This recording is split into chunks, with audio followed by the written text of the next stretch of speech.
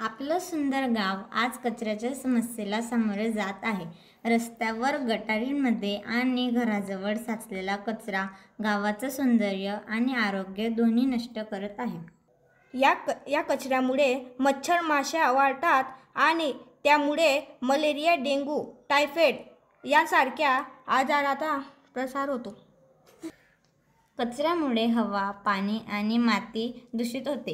यामुळे लोकांचे आरोग्य बिघडते, मुलांना शाळा बुडवावी लागते आणि वैद्यकीय खर्च वाढतो.